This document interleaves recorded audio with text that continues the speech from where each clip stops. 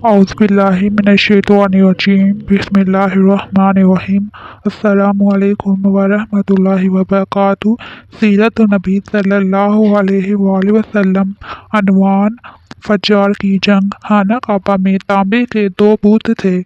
इनके नाम असाफ और नायला थे। तवाफ करते वक्त मुशरिक बरकत हासिल करने के लिए इनको छुआ करते थे। हज़रत ज़ैद बिन हारिस रज़ी अल्लाह अन्हा फरमाते हैं, एक मरतबा आप सल्लल्लाहु अलैहि वसल्लम बैतुल्लाह का तवाफ कर रहे थे। मैं भी आपके साथ था। जब मैं तवाफ के दौरान इन बुतों के पास से गुजरा तो मैंने भी इनको छुआ। नबी पाक सल्लल्लाहु अलैहि वसल्लम ने फ़ौरन फरमाया, इनको हाथ मत लगाओ। इसके बाद हम तवाफ करते रहे। मैंने सोचा एक बार फिर बुतों को छूने की कोशिश करूंगा ताकि पता तो चले इनको छूने से क्या होता है और आपने किस लिए मुझे रोका है। चुनाचे मैंने इनको भी छू लिया। तब आपने सहत लहजे में फरमाया, क्या मैंने तुम्हें इनको छूने से मना नहीं किया था?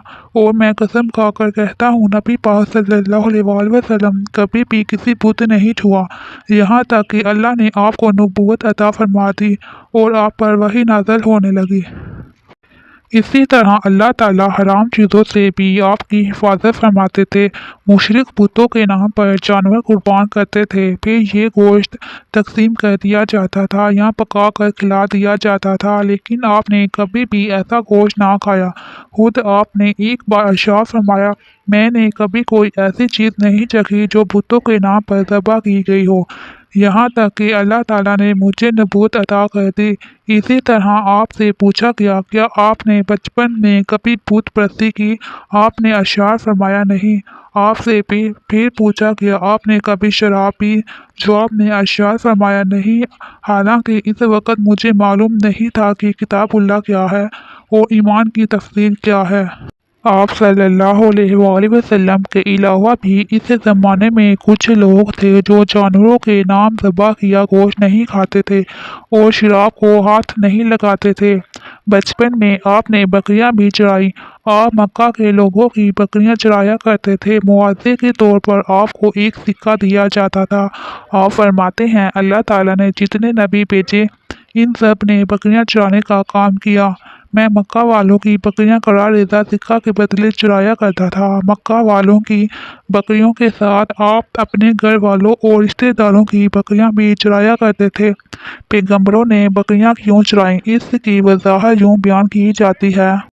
इस काम में अल्लाह ताला की ज़बरदस्त हिकमत है। बकरी कमज़ोर जानवर है, लिहाजा जो शख्स बकरियां चराता है इसमें कुदरती तौर पर नरमी, मोहब्बत और इनकसारी का जज्बा पैदा हो जाता है। हर काम और पेशे की कुछ खसूसियात होती हैं।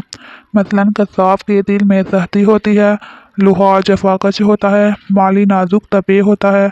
अब जो शख्स बकरियां चराता रहा, जब वो महलूक की तरबियत का काम शुरू करेगा तो इसकी तबीयत में से गर्मी और सख्ती निकल चुकी होती है। महलूक की तरबियत के लिए वो बहुत नरम मिजाज हो चुका होता है और तबलीग के कामों में नरम मिजाजी की बहुत ज़रूरत होती है। अरबों में एक शख्स बदर बिन माशर गफारी था।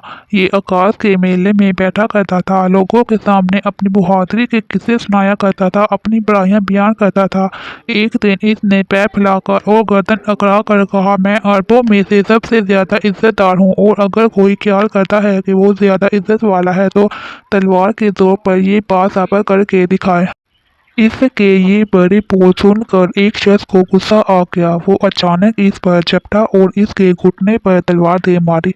इसका घुटना कट गया। ये भी कहा जाता है कि घुटना सिर्फ जख्मी हुआ था। इस पर दोनों के कबीले आपस में लड़ पड़े। इनमें जंग शुरू हो गई। इस लड़ाई को फज्जार की पहली लड़ाई कहा जाता है। इस वक्त आप सल्लल्लाहु अलैहि वसल्लम की उम्र 10 साल थी। फज्जार की एक और लड़ाई बनु आमर की एक औरत की वजह से हुई। इसमें बनु आमर बनु कन्यान से लड़े क्योंकि कन्यान के एक नौजवान ने इस कबीले की किसी औरत को छेड़ा था। फज्जार की तीसरी लड़ाई भी बनु आमर और बनु कन्यान के दरमियान हुई। ये लड़ाई कर्ज की अदायगी के सिलसिले में हुई। फज्जार की इन तीनों लड़ाइयों में नबी करीम ने कोई हिस्सा नहीं लिया। अलबत्ता फज्जार की चौथी लड़ाई में आपने शिरकत फरमाई थी। अरबों के यहाँ 4 महीने ऐसे थे कि इनमें किसी का का खून बहाना जायज़ नहीं था। ये महीने ज़िलक़अदा, ज़िलहज, मुहर्रम और रजब थे। ये लड़ाइयाँ चूँकि हुर्मत के इन महीनों में हुई, इसलिए इनका नाम फज्जार की लड़ाइयाँ रखा गया। फज्जार का मानी है गुनाह, यानी ये लड़ाइयाँ इनका गुनाह था। चौथी लड़ाई जिसमें नबी करीम सल्लल्लाहु अलैहि वसल्लम ने भी हिस्सा लिया, इसका नाम फज्जार बराज़ है। ये लड़ाइयाँ इस तरह शुरू हुई। कबीला बनु कन्यान के बरात नामी एक शख्स ने एक आदमी उर्वा को कत्ल कर दिया। उर्वा का ताल्लुक कबीला हवाज़न से था। ये वाक़या हुर्मत वाले महीने में पेश आया। बराज और उर्वा के ख़ानदान के लोग यानी बनु कन्यान और हवाज़न इस वक्त अकाद के मेले में थे। वहीं किसी ने बनु कन्यान को ये खबर पहुँचा दी कि बराज ने उर्वा को कत्ल कर दिया है। ये खबर सुनकर बनु कन्यान के लोग परेशान हुए कि कहीं मेले ही में हवाज़न के लोग इन पर हमला ना कर दें, इस तरह बात बहुत बढ़ जाएगी। चुनांचे वो लोग मक्का की तरफ भाग निकले। हवाज़न को इस वक्त तक खबर ना हुई थी। इन्हें कुछ दिन या कुछ वक्त गुजरने पर खबर हुई। ये बनु कन्यान पर चढ़ दौड़े, लेकिन बनु कन्यान हरम में पनाह ले चुके थे। अरबों में हरम के अंदर खून बहाना हराम था, इसलिए हवाज़न रुक गए। इस दिन लड़ाई ना हो सकी, लेकिन दूसरे दिन बनु कन्यान के लोग खुद ही मुकाबले में बाहर निकल आए। इनकी मदद करने के लिए कबीला कुरैश भी मैदान में निकल आए। इस तरह फज्जार की ये जंग शुरू हुई। ये जंग 4 या 6 दिन तक जारी रही। अब चूंकि कुरैश भी इस जंग में शरीक थे, लिहाजा आप सल्लल्लाहु अलैहि वसल्लम के चाचा आपको 20 साल ले गए, मगर आपने जंग के सब दिनों में लड़ाई में हिस्सा नहीं लिया। अलबत्ता जिस दिन आप मैदान जंग में पहुंच जाते तो बनी कन्यान को फतह होने लगती, और जब आप वहां ना पहुंचते तो इन्हें शिकस्त होने लगती। आपने इस जंग में सिर्फ इतना हिस्सा लिया कि अपने चचाओं को तीर पकड़ाते रहे, और बस 6 दिन की जंग के बाद भी कोई फैसला ना हो सका। आखिर दोनों ग्रोहों में सुलह हो गई, लेकिन ये काफ़ी खून खराबे के बाद हुई थी।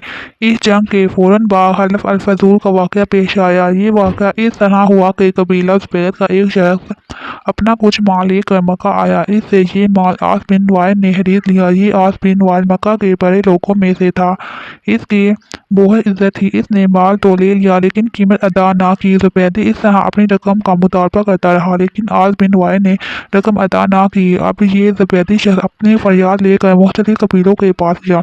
इन सब को बताया कि आस बिन वाइल ने इस पर जुल्म किया है, लिहाजा इसकी रकम दिलवाई जाए।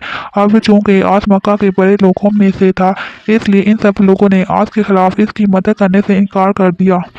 उल्टा इसे डांट डपट कर वापस भेज दिया। जब ज़ुबैदी ने इन लोगों की ये हालत देखी तो दूसरे दिन सुबह सवेरे वो अबू कैस नामी पहाड़ी पर चढ़ गया। कुरैश अब भी अपने घरों में ही थे और ऊपर चढ़कर इस बुलंद आवाज़ से चंद शेर पढ़े, जिनका खुलासा ये है: ए फहर की औलाद, एक मजलूम की मदद करो जो अपने वतन से दूर है और जिसकी तमाम पूंजी इस वक्त मक्का के अंदर ही है।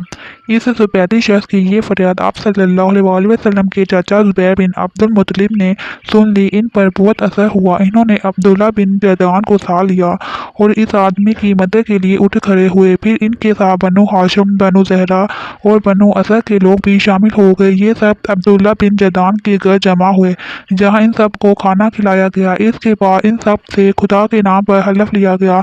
हलफ के अल्फाज ये थे: हम हमेशा मजलूम का साथ देते रहेंगे और इसका हक इसे दिलाते रहेंगे। इस हलफ का नाम हलफ अल फजूल रखा गया। इस अहद और हलफ के मौके पर अल्लाह के रसूल सल्लल्लाहु अलैहि वसल्लम भी कुरैश के साथ मौजूद थे।